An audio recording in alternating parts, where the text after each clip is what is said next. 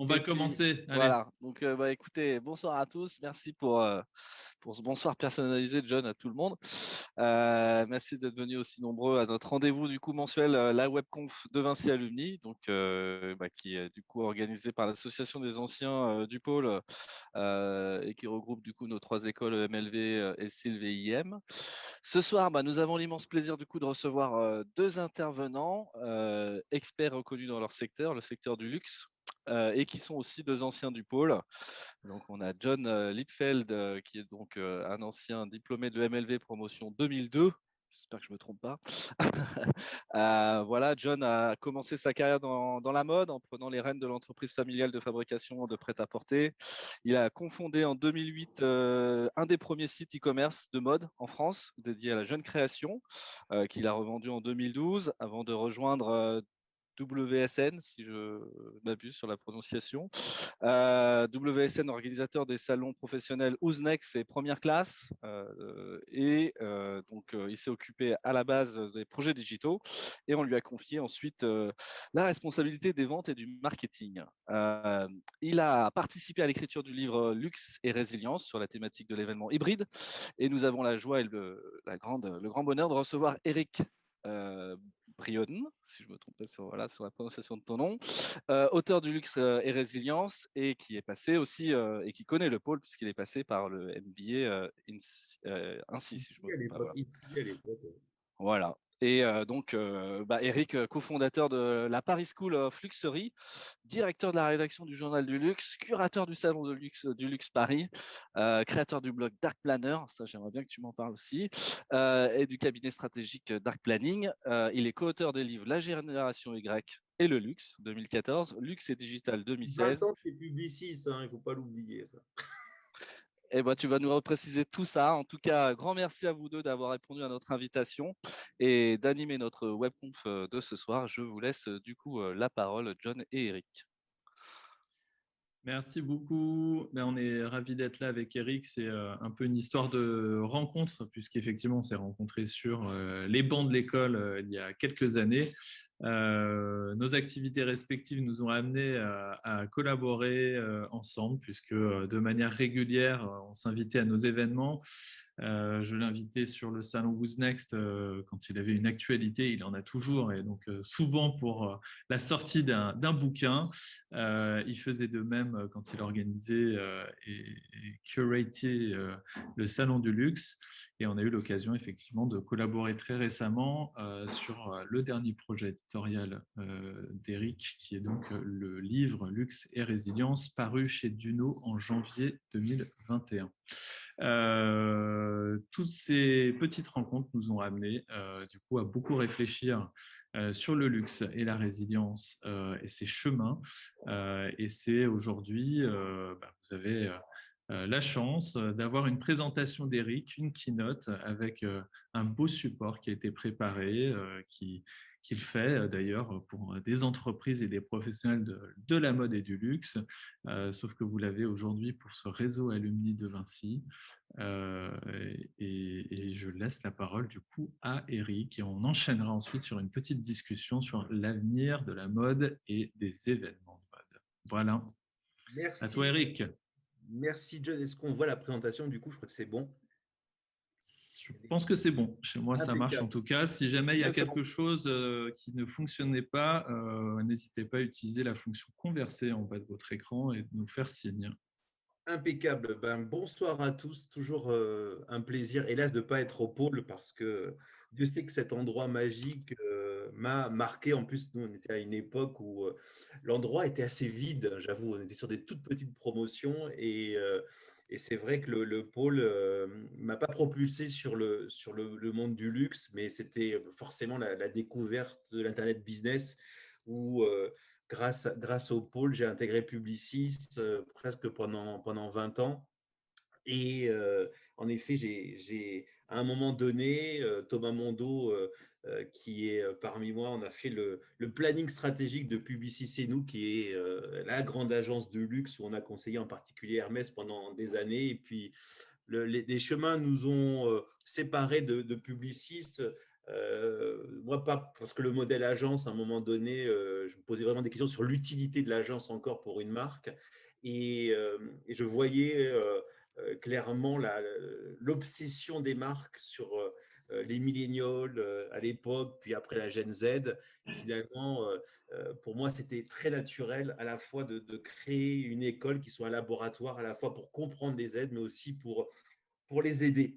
Et donc, ce keynote, je vais être le plus concis possible. Et donc, la version augmentée du livre Luxe et Résilience qui est sorti en janvier dernier. Alors, c'est amusant parce qu'on a écrit ce livre en pleine tourmente au mois de juillet et avec ce titre un peu provoquant, Luxe et Résilience. Oui, le luxe est résilient. Et il faut savoir que le luxe, au début de cette terrible pandémie, on lui promettait les enfers parce que boutiques fermées, produits non essentiels, nul en e-commerce.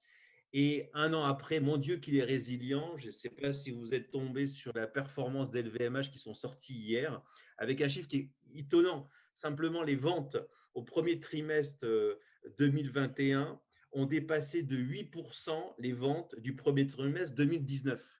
Donc, ça veut dire que le luxe a plus que rattrapé son retard sur un an, il a dépassé. Donc, cette présentation, c'est un voyage sur la luxilience, jeu de mots entre luxe et résilience. C'est parti, je me suis présenté, on va sur les basiques, je vous donne ma définition de la résilience. Alors, le travail, c'est très difficile d'écrire sur la résilience en France parce qu'elle est un peu opéaïsée par Cyrulnik, où on a une vision, entre guillemets, que neuro et drama de la résilience.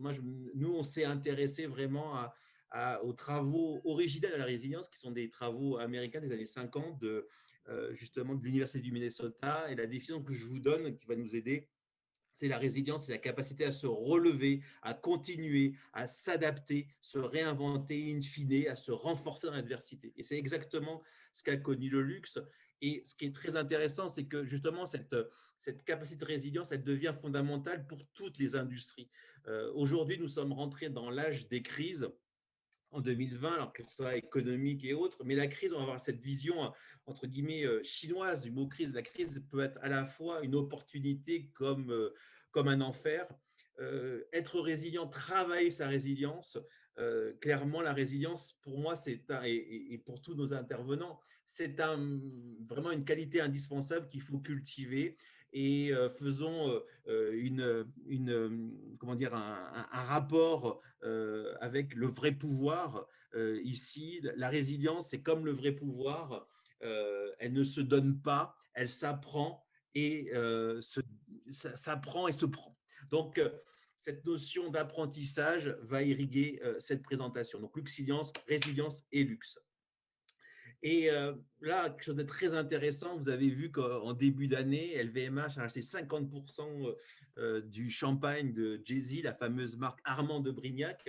Et quand on creuse sur le pourquoi de cette transaction, ce n'est pas pour aller plus vite, c'est pour rester plus longtemps, construire cette pérennité. Et c'est ça la résilience. Être comme Dom Pérignon, être là dans 100 ans.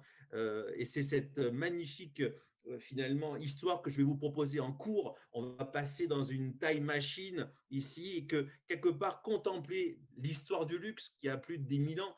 Le luxe et l'humanité ne font qu'un.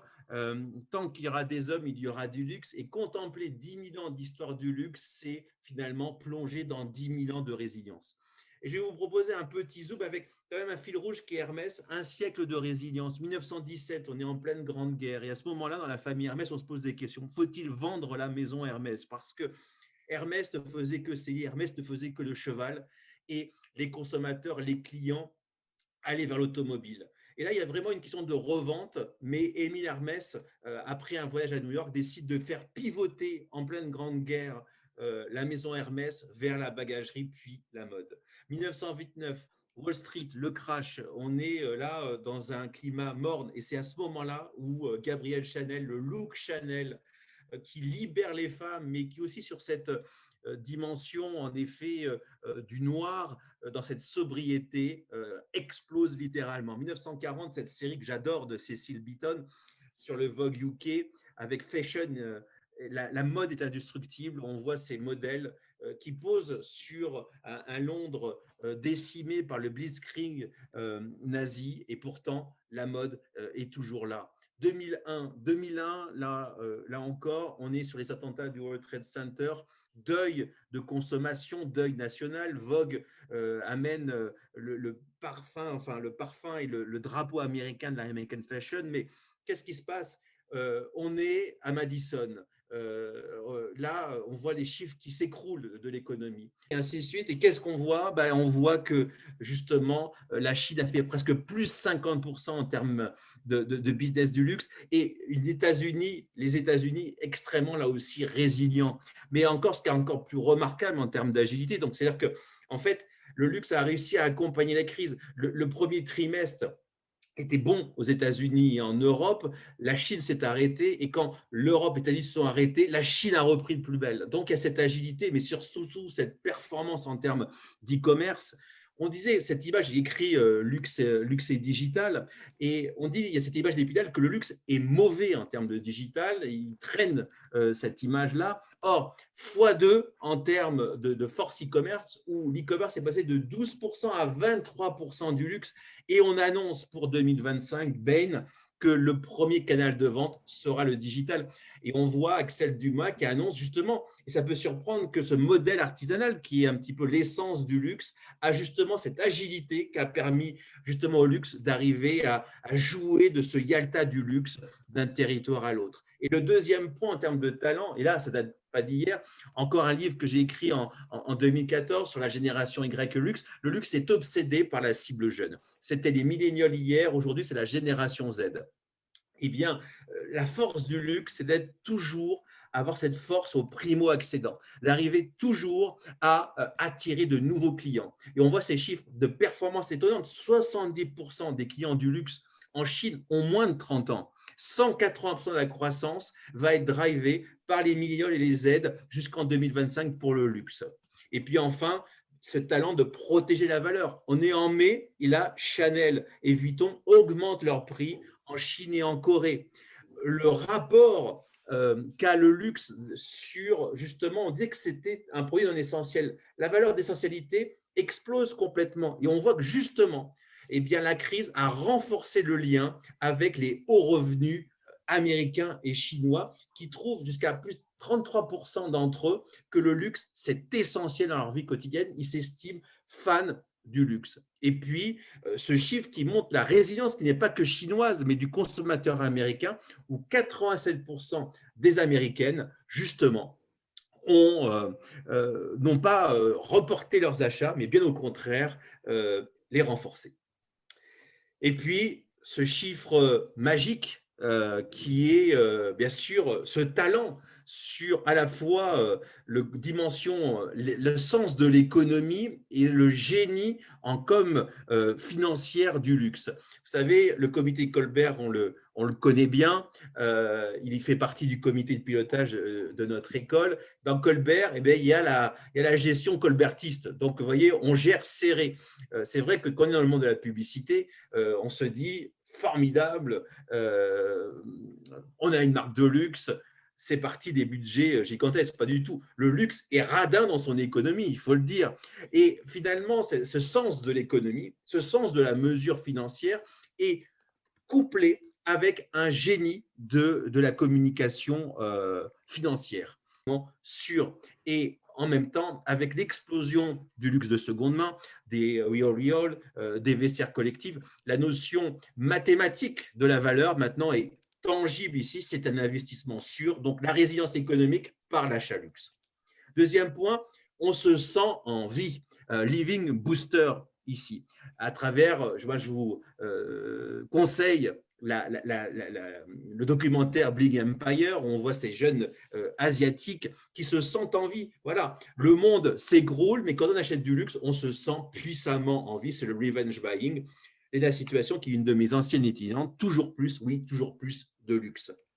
Et troisième point, j'ai la chance et le privilège d'avoir comme préfacier Monsieur Armani. On a échangé et sa préface est incroyable. Au départ, il est contre la résilience et puis chemin faisant, plume faisant, il est complètement dedans. Et Vraiment, il y a cette notion de vie éternelle. J'ai envie de dire que le luxe, c'est le dernier bastion d'une spiritualité qui est assumée. Et regardez cette phrase sublime de M. Armani. Il n'y a pas de meilleure description de la résilience que celle-ci, la certitude qu'un jour, même lointain, même lorsque je ne serai plus là, j'arriverai encore à parler à travers mon travail. Il y a cette vie éternelle. Rappelons-nous des pyramides d'Égypte. Rappelons-nous, je revoyais dernièrement l'Avar, une nouvelle excellence qui est à la fois créative et technologique. Le luxe ne peut se permettre de ne pas devenir une société IT différente, mais cette excellence est là. Alors, simplement pour terminer, comme ça je suis dans le tempo, je voulais vous proposer 10 lois, 10 clés que le luxe nous enseigne en termes de luxilience et qui sont pour moi applicables à la fois à tous les secteurs, mais applicables à nous-mêmes. Ces 10 clés, je vous les propose. Les 10 clés de la résilience, donc inspirées par le luxe pour tous. La première, ne jamais être dans le déni, accepter la réalité. Deuxième, oser proposer un sens caché et collectif des crises. Troisième, être pragmatique, avoir de la vitesse et de la vigueur dans la réaction. Quatrième, protéger immédiatement ses collaborateurs. Travailler la plasticité managériale, décentralisation et agilité. Rappeler ses valeurs immuables avec fierté, tout en se projetant vers demain. Répartir les risques par une diversité géographique, marché, cible. Ne jamais sacrifier son prix de vente et la qualité de ses produits. Exceller dans la communication financière. Et enfin, ne jamais couper le lien avec ses publics, ne jamais cesser de recruter de nouveaux clients. Eh bien, couper le lien, c'est ce que je ne veux pas. Donc, je vous propose de venir suivre le Journal du Luxe, qui est notre grand site. Il est gratuit en plus. Et le 5 mai, grand rendez-vous Futur Luxe. On va justement travailler sur cette notion de technologie. Et puis, avant de laisser la parole à John, soyons amis sur LinkedIn. Eric Brion, vous verrez que sur mon compte LinkedIn, tous les jours, je mets une news. Thomas pourra en témoigner, je suis un veilleur fou. Et j'aime transmettre à toi, John, pour l'hybridation entre toi et moi. Voilà, merci beaucoup Eric pour ta keynote Luxilience qui va donner de quoi réfléchir sur l'avenir du luxe et toutes les transformations qu'on a vécues. Moi, on va avoir une petite conversation, je vais le faire sans keynote pour le coup. Le point de départ de cette conversation, c'est plus d'avoir un focus sur ce qui s'est passé dans la mode et l'événementiel. C'est aussi comme ça que ça nous a qu'on s'est rejoint l'année dernière, Eric et moi, puisque Eric avait en tête donc son livre Luxe et Résilience qui est paru chez Duno. Il m'a appelé en me disant que voilà, il voulait faire intervenir différents professionnels de la mode et du luxe sur les différentes thématiques qui font la mode et le luxe. Et du coup, j'ai commencé à réfléchir sur le sujet de l'événementiel.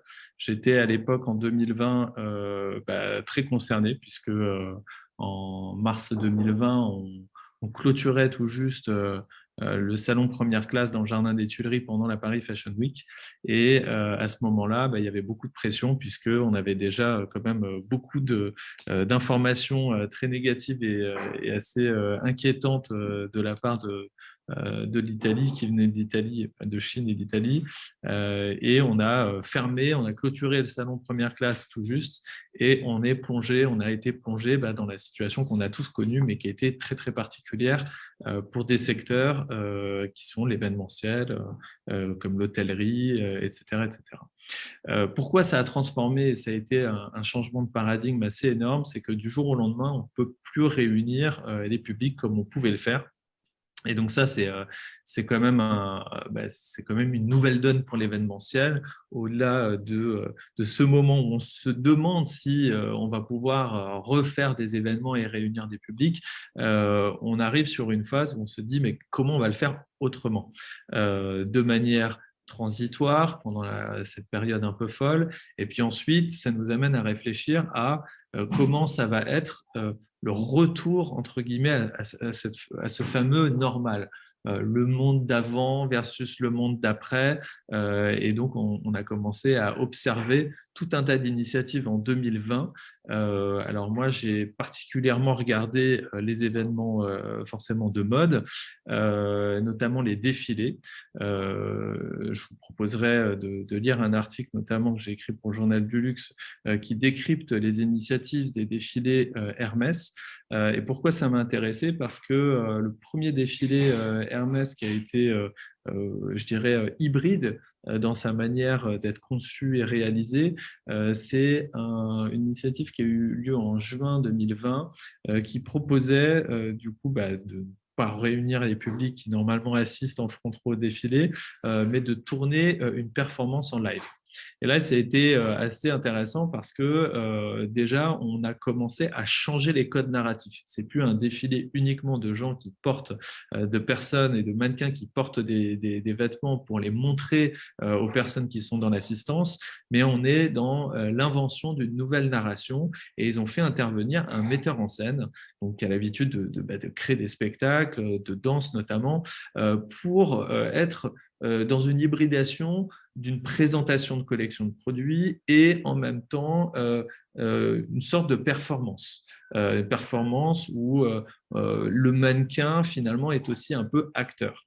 Cette performance, elle était double parce qu'en plus, elle était en live. Donc, on montrait, il y avait quand même une date, il y avait quand même un lieu, c'était tourné dans le siège social, les locaux du siège social d'Hermès à Pantin, et on avait une personne qui disait 3, 2, 1, c'est parti, on est en live, et là on voyait vraiment toute une narration entre le documentaire backstage qui montre à la fois la directrice artistique, les designers, la styliste qui vient retourner la manche du modèle acteur pour l'occasion. On voit les caméramans qui suivent les modèles pour faire un close-up sur un vêtement et puis hop, changer de vue pour aller filmer un autre modèle. Et c'est vraiment un nouvel exercice créatif qui a été proposé et forcément une nouvelle expérience pour les personnes qui ne pouvaient pas y assister, qui pour ceux qui n'y assistaient jamais, qui avaient l'habitude de regarder sur YouTube ou site internet la vidéo post-défilé, c'était aussi différent puisque du coup, la narration n'était pas du tout la même qu'habituellement. C'était vraiment beaucoup moins, entre guillemets, linéaire avec un défilé, mais c'était vraiment un objet artistique, une performance artistique. Donc, il y a première chose qui a été franchie, je dirais, c'est ce côté, on va utiliser les technologies pour faire du live, évidemment, comme ce qu'on est en train de faire.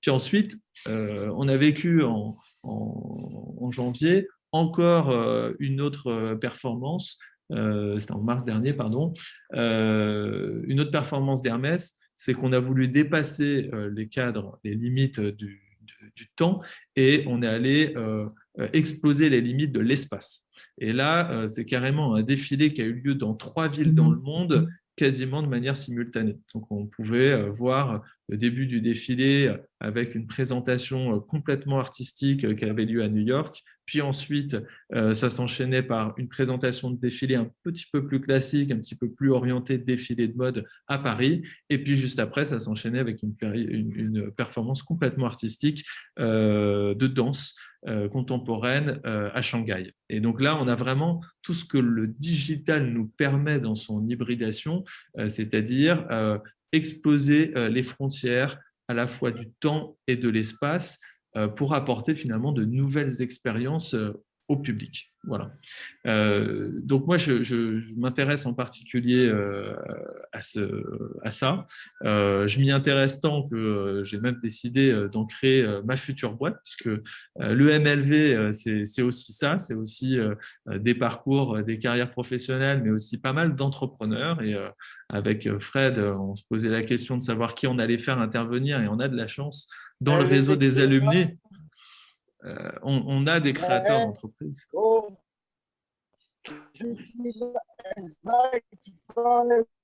Zach, tu arrêtes. Ah, ça hurle, je ne sais pas qui j'entends. Il y a une relation avec les jeunes générations, en fait. Ah, ok.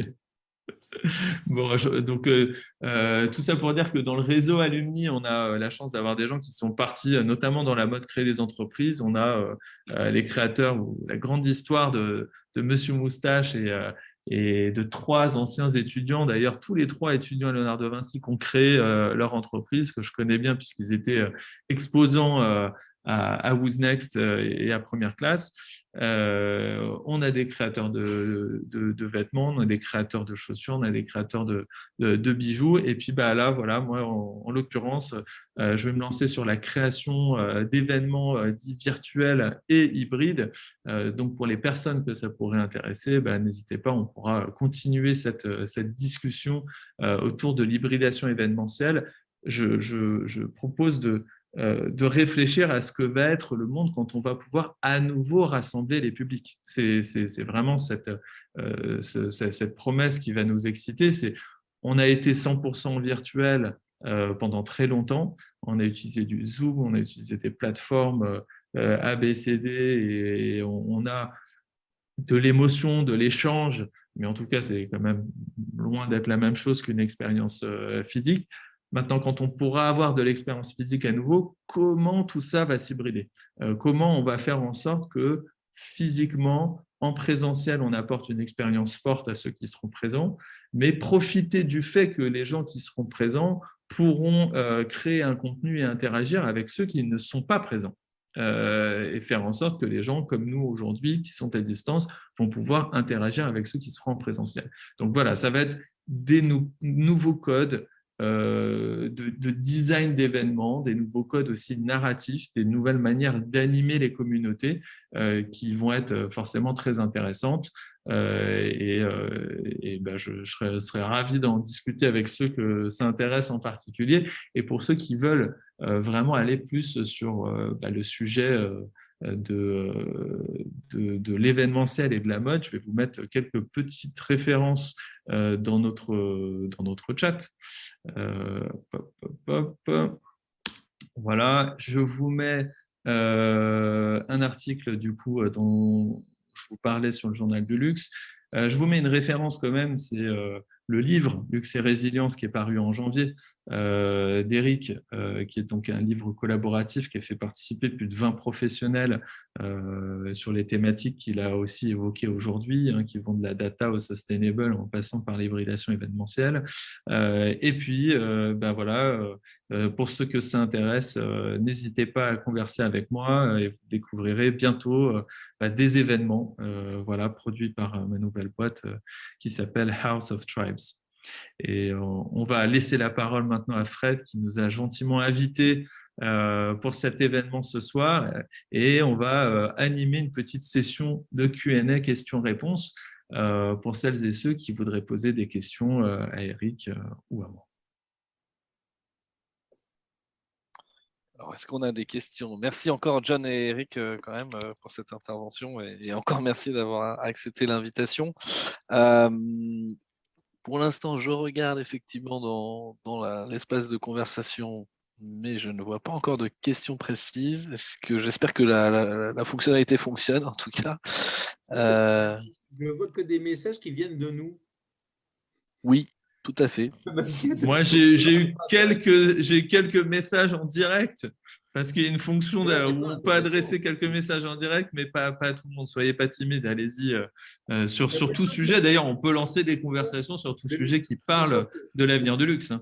Je pense le micro, j'ai l'impression que le micro marche plus que le chat. Je ne sais pas si c'est… On a Alban qui voudrait poser une question à l'oral et normalement tu dois pouvoir l'activer si je me trompe pas. Voilà, super. Donc, Oui, mais comme on est nombreux, je voulais pas non plus truster et couper le silence. Moi je voulais revenir un peu sur la partie association luxe et co-responsabilité parce que j'ai pas mal de… Alors, juste pour le contexte, je travaille dans une agence de communication digitale. Je suis en pleine création de sites internet avec une marque de luxe. Je ne peux malheureusement pas donner le nom pour des questions de confidentialité. Je confirme un point de tout à l'heure qui est de se dire qu'effectivement, le luxe, ça coûte cher, mais quand il s'agit de dépenser pour sa communication, c'est pas le même sujet. On peut comparer. Oui, effectivement sur des dépenses qui sont relativement faibles. J'ai un peu du mal à voir la projection, surtout la présence de l'éco-responsabilité dans le monde du luxe, parce qu'aujourd'hui, ayant un gros pied dedans, je ne sens pas du tout ce mouvement prendre, en tout cas dans les grandes marques de luxe, notamment dans les marques françaises, où l'aspect éco-responsabilité et RSE reste encore un peu un espèce de tabou qu'on ne souhaite pas forcément aborder. Moi, je vais faire une très rapide intervention et puis Eric va largement compléter à mon avis, mais déjà en termes d'introduction, il y a une question de perception entre ce que le luxe fait sur les différents aspects de l'éco-responsabilité et ce que le luxe communique. En fait, il y a un grand paradoxe, c'est que déjà le luxe, il est à la recherche de la perfection. Dans sa création, il est jusqu'au boutiste, il veut forcément proposer à son client quelque chose de parfait. Il est capable, pendant 6 mois, 1 an, 2 ans, travailler une matière et un design pour le jour où il le propose sur le marché, que ce soit vraiment ce qu'il avait en tête.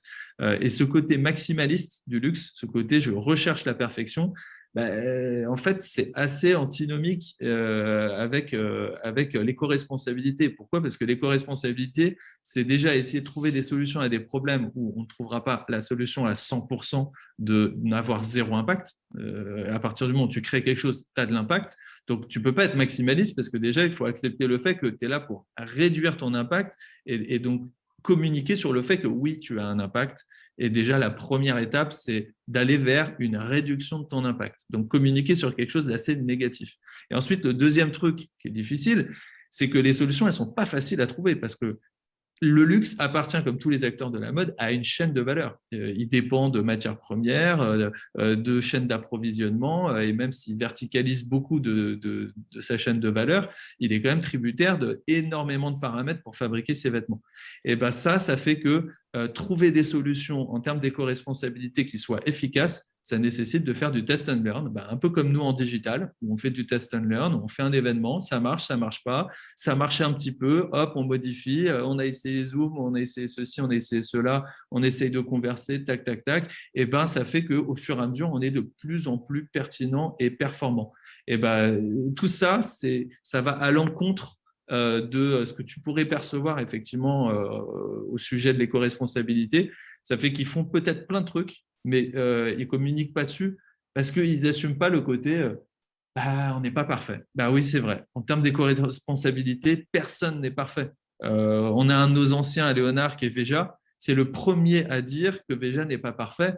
En revanche, il communique toujours sur sa volonté de toujours s'améliorer dans la direction de quelque chose de plus éco-responsable. Alors, pour compléter, Alban, je t'invite j'ai mis sur le YouTube la conférence d'1 heure sur LVMH où on avait du coup la patronne du durable LVMH, on avait le patron de la stratégie LVMH et on avait le patron maison Ruinart. Donc, comme ça, t'as tout le chemin, en fait, du central jusqu'ici. Aujourd'hui, je pense qu'il y a une compétition être la marque la plus durable, ce que c'est lancé. Et qu'en plus, intrinsèquement, il n'y a aucune incompatibilité entre la démarche durable et le luxe. Parce que je vais revenir sur des basiques comme la définition bien connue de M. Dumas sur le luxe. Le luxe, c'est l'objet qui se répare. C'est ce qui se répare. En fait, le luxe a toujours, et là je rejoins John, a investi dans le durable dès 92, en fait, mais ne le disait pas parce qu'il avait peur de cette imperfection. Sauf que à cause de la cible chinoise, des cibles chinoises, à cause de la génération Z, aujourd'hui, il n'a pas le choix. Et donc, il y a vraiment une compétition, il y a une vague qui est là. Quand on voit clairement les chiffres en termes de desiderata de la jeunesse chinoise, c'est fondamental. Et encore plus, il faut comprendre sur la génération Z, on dit que la génération Z, c'est la génération la plus écologique. Keneni, ce n'est pas vrai. C'est par contre la génération qui s'exprime, qui ouvre sa gueule le plus fort sur la dimension écologique. Et en fait, cette génération Z, elle exige du luxe d'être dans cette posture et dans cette transformation durable. Donc, à partir de là, ils n'ont pas le choix. Si je suis considéré comme une marque polluante, je ne serai pas porté par la jeunesse chinoise et je ne serai pas porté par la génération Z. Et donc, moi, je le vis, en tout cas, cette transformation. On échange beaucoup. Alors, il y a des groupes qui sont plus en avance que les autres. Et puis, il y a quelque chose qui est sorti. On sait très bien que la compétition, c'est extrêmement important dans le luxe, plus qu'ailleurs peut-être. C'est le classement Business of Fashion qui est sorti justement, qui score toutes les performances durables de chacun des groupes. Et on sent que c'est parti. Et moi, j'ai envie de dire, je crois que tu as dit que tu étais dans la transformation des sites sur la partie particulièrement digitale. Là, je vois, nous, on lance un master 100% durable, luxe, mode et beauté à partir d'octobre prochain. Et j'ai la chance, tu vois, d'échanger beaucoup, par exemple, avec IBM, pour pas les citer, sur justement un digital responsable. Et le digital responsable, en e-commerce, c'est extrêmement intéressant. C'est finalement comment appliquer une efficacité de transformation avec une efficacité de consommation carbone. Et par exemple, on prend un exemple sur, en effet, quand on voit ces sites e-commerce avec ces milliers de photos, et ben, ça ne transforme pas et en même temps, ça brûle de l'énergie. Donc, moi, ce que je sens au contraire, c'est que vraiment, c'est là, en fait, pour le luxe, on voit qu'il y a des questions sur l'inclusivité, par exemple. Le luxe est sommé d'être à l'avant-garde des combats sociétaux et le combat environnemental, c'est le combat, entre guillemets, le plus simple pour lui parce que c'est le moins clivant et c'est le plus naturel dans son ADN. Donc, j'ai envie de dire, ils n'ont pas le choix. Il y a toujours des climato-sceptiques, je suis d'accord avec toi, j'en parle, mais en tout cas, aujourd'hui, il y a une volonté clairement des centrales d'être à la pointe. Et pour ne pas citer, aujourd'hui, il y a une compétition entre Kering et LVMH pour être la plus durable possible. Alors après, ils disent qu'ils vont pouvoir garder une croissance à 2 chiffres tout en étant extrêmement performants. Je demande à voir.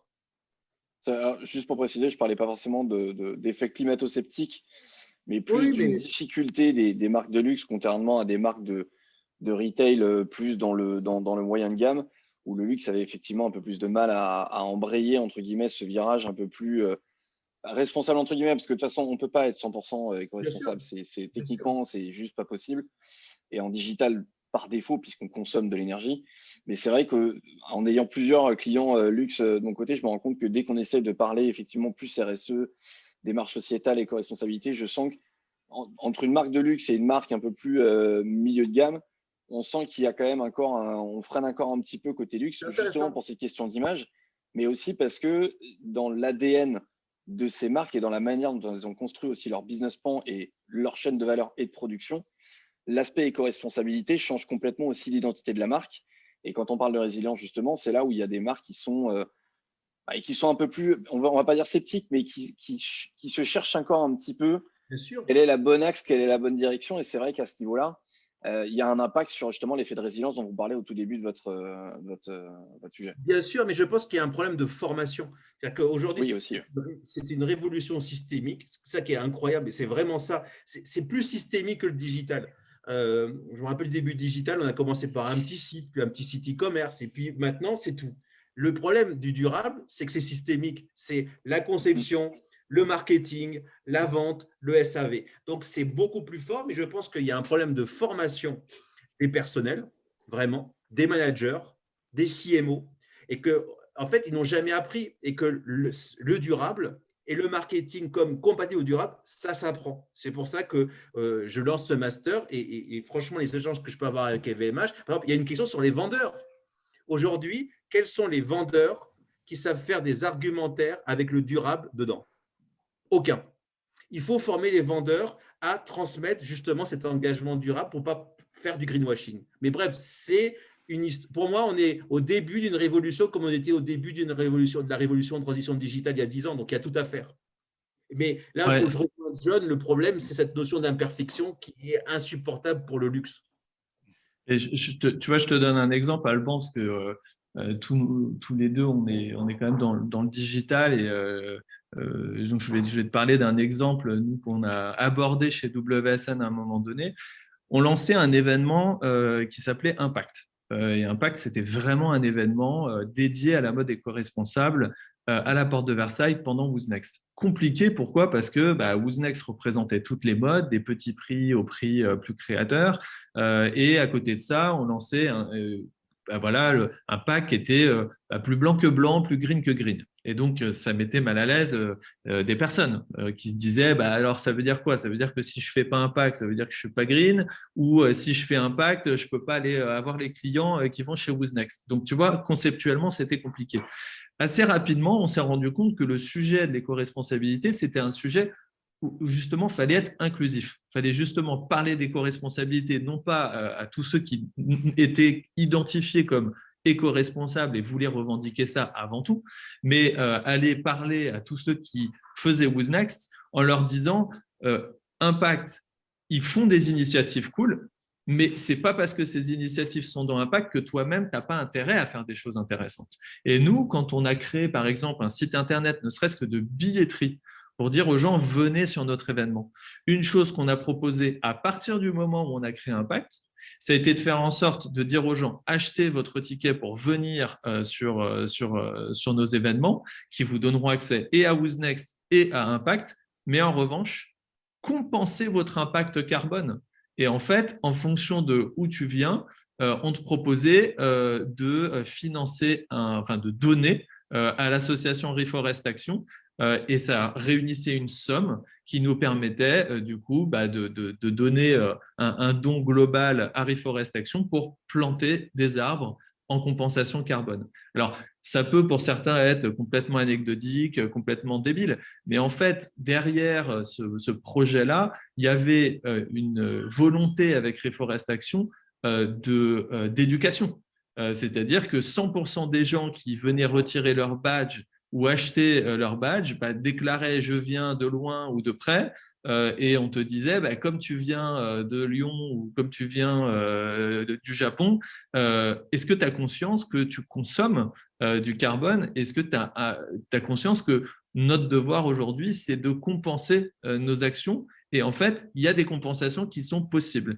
Qu'ils le fassent ou qu'ils ne le fassent pas, on a rempli notre mission d'éducation et en l'occurrence, on avait réuni quand même une somme qui équivalait à des milliers d'arbres plantés grâce à Reforest Action. Donc, tu vois, le sujet du digital et de l'éco-responsabilité, comme le digital est partout dans l'entreprise, l'éco-responsabilité se glisse partout dans l'entreprise et c'est à chaque opération dans l'entreprise de se saisir de ce sujet et de chercher la collaboration dans l'entreprise pour faire en sorte que opérationnellement, on mette en œuvre des solutions.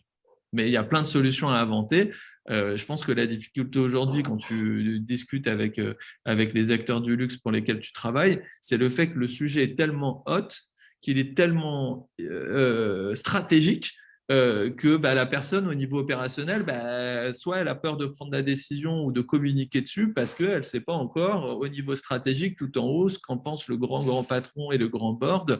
Et ça, c'est encore un problème parce que c'est le côté je cherche la perfection et dans la communication, tout est extrêmement contrôlé dans les groupes de luxe parce que une bonne partie de ce que tu achètes dans un produit de luxe, c'est son immatériel, c'est son intangible, c'est ce qui fait sa valeur. Et donc forcément, si y a un scandale qui éclate sur ta marque, forcément, ça dévalorise une partie de ta valeur. Et donc, ils sont très, très, très, très regardants et precautious sur tous ces aspects-là, quoi. Je vois une question du coup pour sortir un petit peu du durable sur les influenceurs et est-ce que les influenceurs sont résilients? C'est une bonne question. Dernièrement, j'étais interrogé sur qu'est-ce qui reste des Instabrands, qu'est-ce qui reste des marques d'influenceurs. Je pense que vous avez compris. Donc, hop, je redémarre ma vidéo. Vous avez compris que aujourd'hui, le luxe, 50% du business du luxe, voire plus, c'est la Chine. Que ce territoire chinois, il est constitué de centaines de réseaux sociaux, il est constitué de plateformes digitales et donc le ticket d'entrée est de plus en plus grand sur la Chine. Donc, et c'est très intéressant, je prends un exemple qui va être justement invité le 5 mai, c'est Louboutin. Louboutin, la famille Agnelli vient de rentrer dans le capital justement pour accélérer son développement et accélérer son développement en Chine. La Chine coûte de plus en plus cher et de plus en plus complexe. Et ma foi, je trouve qu'il y a une crise aujourd'hui sur les marques d'influenceurs. Ce fantasme de l'influenceur entrepreneur, eh bien, il est en train de disparaître. Mais par contre, ça ne veut pas dire que l'influenceur va disparaître, loin s'en faut. La transformation digitale du luxe, sa luxilience par le digital, ce poids de l'e-commerce renforce le rôle de l'influenceur. Mais l'influenceur ne va pas être dans ses velléités de créer une marque, il va être le premier des vendeurs.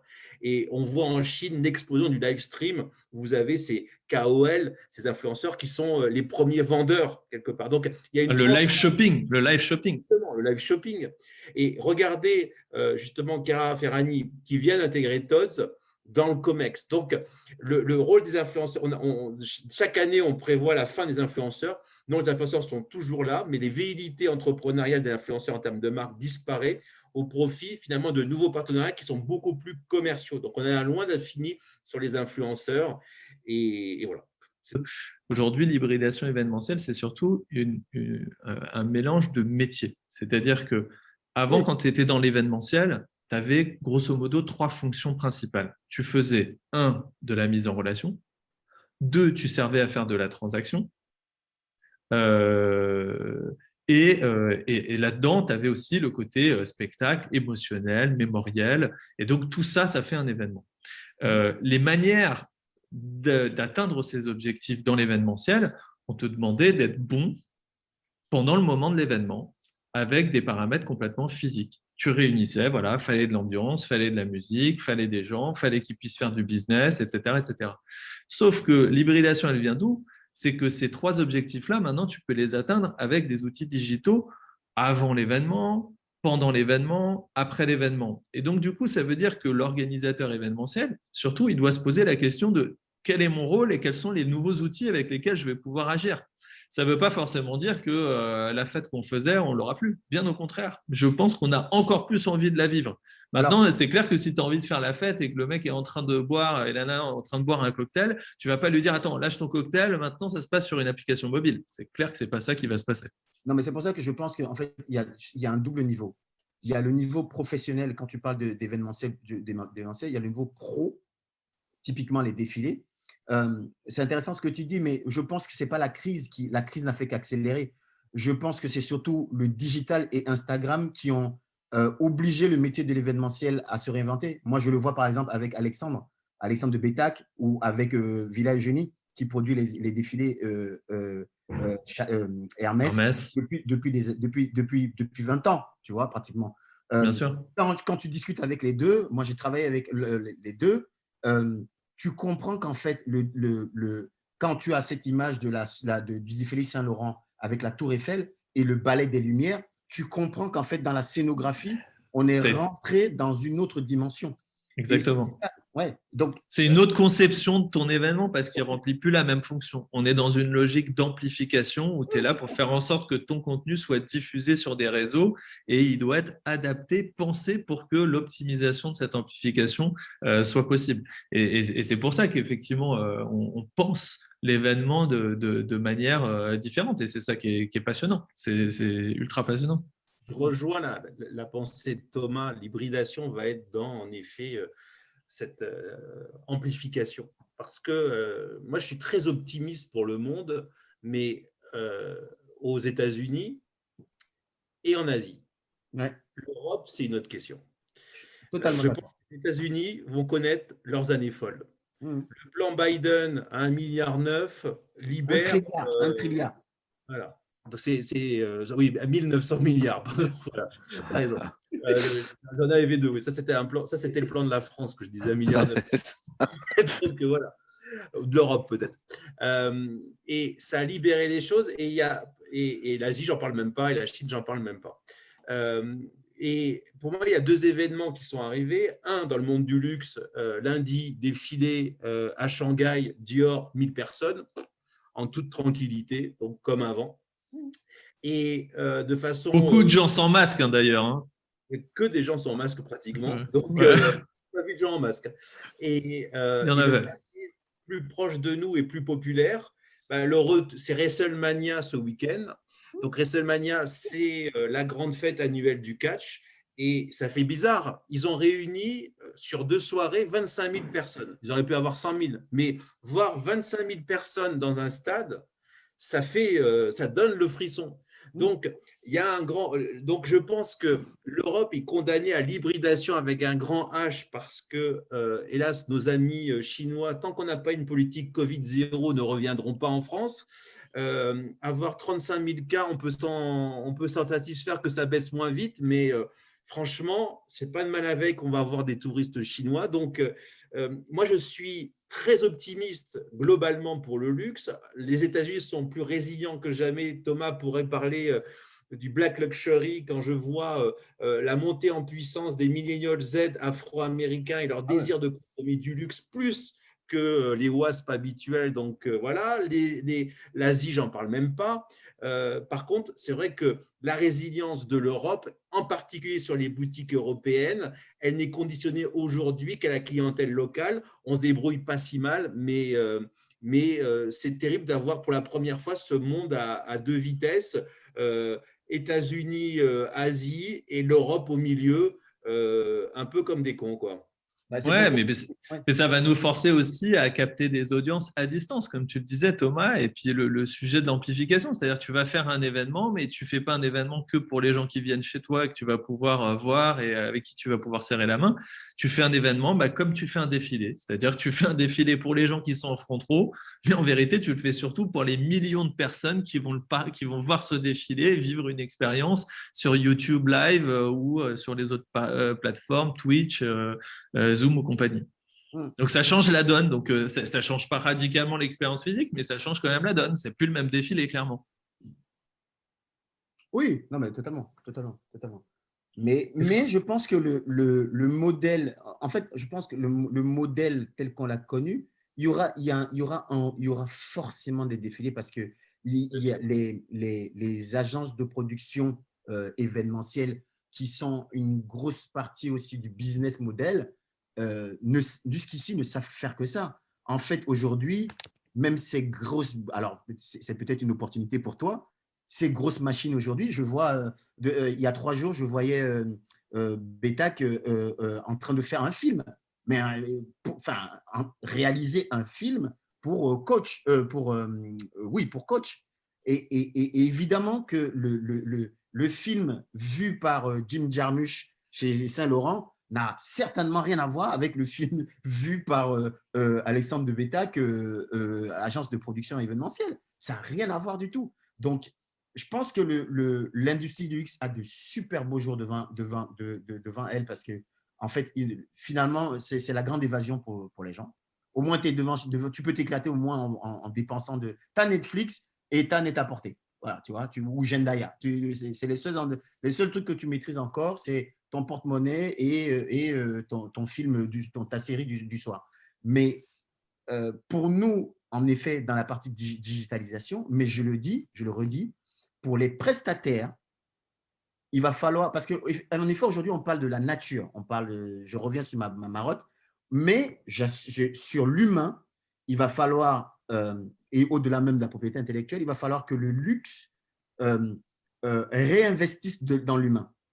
Pourquoi Eric le sait peut-être, moi, quand je suis parti de Publicis, j'ai été appelé par la maison Dior.